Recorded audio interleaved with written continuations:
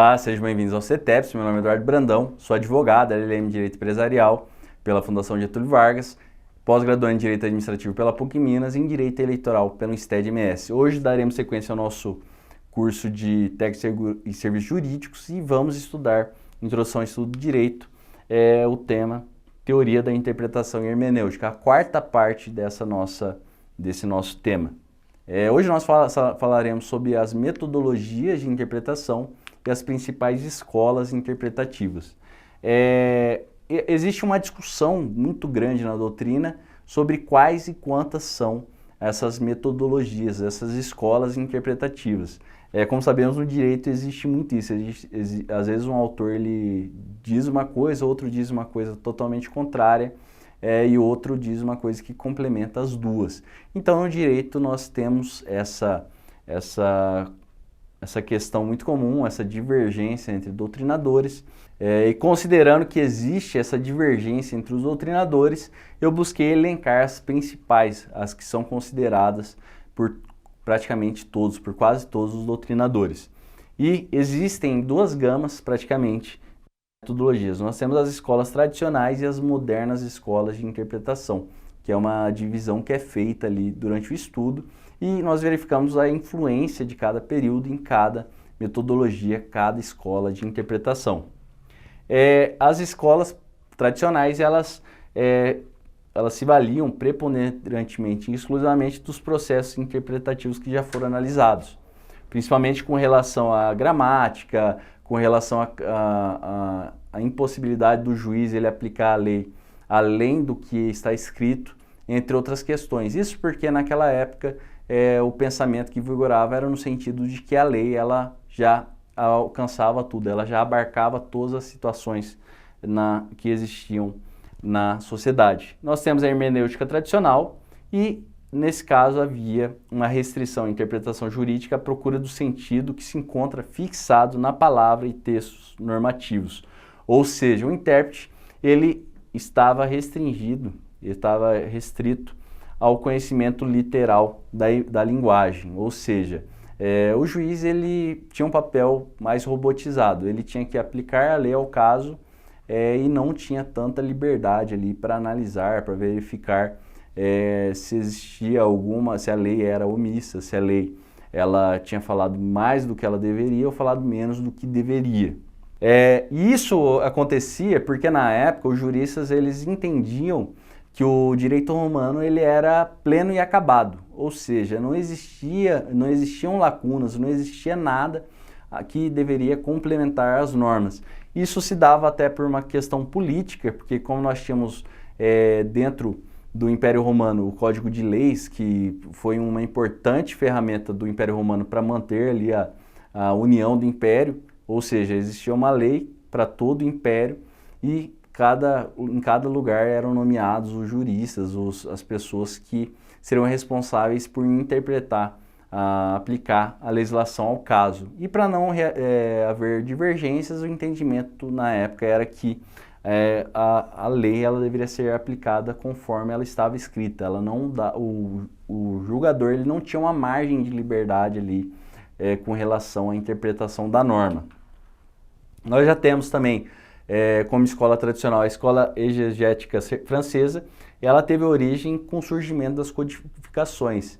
Houve um momento do nosso direito em que houve o reconhecimento da importância de se codificar as legislações para fim de facilitar o seu estudo e aplicação, ou seja, foram criados os códigos e eles facilitam muito ali na hora de ser aplicada uma legislação, eles organizam a legislação e facilitam o estudo de um determinado ramo do direito. Aqui no Brasil nós temos como exemplo o Código Civil, quando você está diante de um problema envolvendo uma situação entre particulares, o primeiro código que você busca ali uma solução é o Código Civil. Então essa organização ela serve para facilitar o estudo, facilitar a interpretação e facilitar a organização das normas.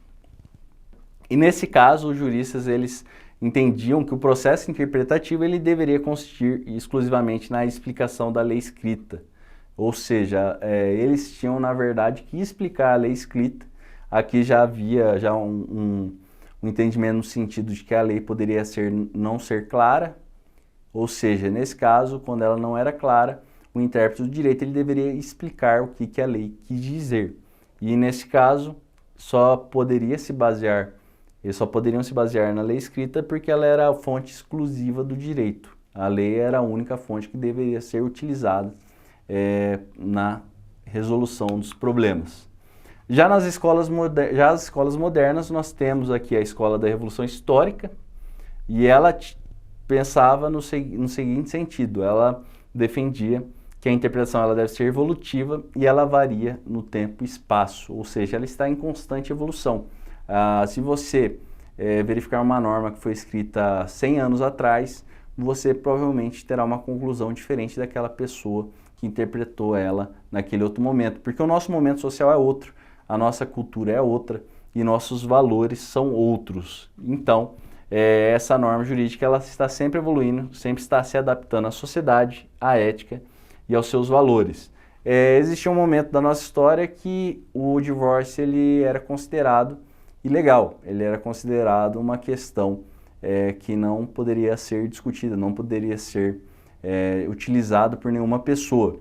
Atualmente, quando você fala que uma pessoa recusou divorciar da outra, já causa estranheza, tanto é que na nossa jurisprudência nós temos várias decisões no sentido de que o divórcio independe da concordância da outra parte, ou seja, se uma pessoa quer se divorciar, a outra parte não precisa nem aceitar ou não, porque é um direito potestativo da parte que está pleiteando o divórcio. Isso se deve à evolução histórica. Existem algumas normas no passado que diziam algumas questões que hoje em dia não são mais aplicáveis. Nós temos como exemplo no Código Penal, nós temos a sedução de mulher honesta. O significado de mulher honesta, na época que o Código foi promulgado era uma, hoje é totalmente outra. Isso varia de acordo com os valores sociais, com a ética e com a nossa cultura. Nós temos também aqui, dentro das escolas modernas, a escola da livre investigação, ou seja, a lei ela deve ser aplicada no exato sentido que lhe deu o legislador. Aqui nessa escola você vai investigar qual era o objetivo do legislador, qual era a mensagem que o legislador queria traduzir naquela norma, e essa escola ela não é boa, porque ela dava a entender que ela defendia exatamente o contrário do que pensavam os seus criadores. Esse nome ele é muito criticado, porque quando você tem o nome Escola da Livre Investigação, você entende que essa escola visava uma liberdade na investigação da lei, mas na verdade a investigação não era livre, a investigação ela se restringia à busca das meios legislatórias, ou seja, qual era a mensagem que o legislador queria traduzir naquela norma, qual era a intenção do legislador. Nós temos também aqui a Escola do Direito Livre, que ela foi criada por von Kirchmann, e o juiz ele poderia até julgar contra a lei, ou seja, havia uma liberdade na interpretação da norma, o juiz ele poderia julgar conforme suas próprias convicções de justiça. E essa escola ainda tem um pouco de força, porque houve o ressurgimento do direito alternativo na nossa sociedade moderna. Algumas pessoas, alguns doutrinadores entendem que o juiz ele pode julgar contrário à lei, quando essa lei for contrária a princípios, contrária a outras fontes do direito. Nós temos também aqui a Escola da Teoria Pura do Direito, que é a mais famosa, ela foi criada por Hans Kelsen, e nesse caso a lei ela é considerada como um marco de possibilidades, ou seja, ela é uma moldura e dentro dessa moldura cabem sempre ao menos duas soluções interpretativas, ou seja, a lei ela pode ser interpretada de várias maneiras. Essa aqui é uma escola muito forte, porque o que ela diz é verdade. Muitas vezes, eu interpretando uma lei, eu entendo de uma forma diferente da forma que você entendeu. E essa interpretação vai variar diante da minha cultura, do quanto eu conheço do direito, qual que é a minha interpretação do direito, quais são as minhas convicções políticas, convicções religiosas, entre outras.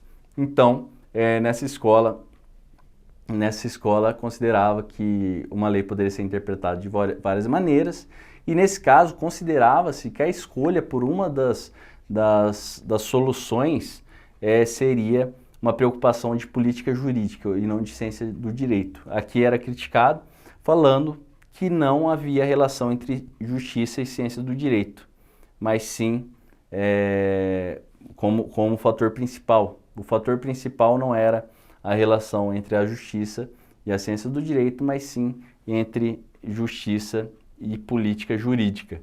Essa relação entre justiça e ciência do direito era meramente acidental, porque cada decisão, cada interpretação, ela é feita com base em questões de política jurídica. Nós temos como exemplo dessa infinidade de interpretações quando nós temos a aplicação de uma norma, quando o nosso judiciário ele entende quais são os efeitos práticos de certa interpretação, de certa opção a ser aplicada no caso concreto. Nós verificamos no nosso ordenamento, na nossa justiça, quando existem casos de grande repercussão, às vezes uma matéria tributária que está sendo discutida, muitas vezes nós verificamos que os nossos tribunais eles buscam ter uma interpretação mais restritiva para evitar ali, às vezes, os efeitos contraditórios, os efeitos contrários, os efeitos que poderiam decorrer daquela decisão. Imagina só, se um juiz ele interpreta uma norma no sentido de que um certo tributo ele não é aplicável a um setor econômico, o juiz, ele muitas vezes, antes de decidir naquele sentido, ele vai verificar quais são os efeitos práticos, qual que será o prejuízo para a administração pública, qual que será o ganho para as pessoas, entre outras questões. Então, sempre existe, segundo Hans Kelsen, essa preocupação na interpretação do direito, uma preocupação de política jurídica. A adoção de cada opção será com base na política jurídica e não só com base na ciência do direito. Nós temos, por fim, a escola da teoria egológica do direito. E ela ela foi desenvolvida a partir de filosofias existencialistas e, nesse caso, ela defendia que as leis não são interpretadas, mas sim os fatos através desses conceitos que são as normas. Ou seja, seria impossível você interpretar a norma sem os fatos. Para você interpretar a norma, necessariamente você teria que ter um fato para você verificar ali qual que seria a solução aplicável ao caso. Você não poderia interpretar a norma dissociada dos fatos, porque ali você não teria uma interpretação correta sobre aquele assunto. Pessoal, muito obrigado a todos. Finalizamos hoje o nosso estudo das teorias da interpretação e hermenêutica jurídica. Nós estudamos aqui nas 4 partes em que houve a divisão dessa matéria. Nós estudamos o significado de hermenêutica, interpretação, quais são as classificações, quanto às fontes, meios, quanto ao resultado da interpretação. Nós também estudamos aqui as escolas interpretativas e as metodologias interpretativas. Agradeço a todos e espero vocês nas próximas aulas. Muito obrigado!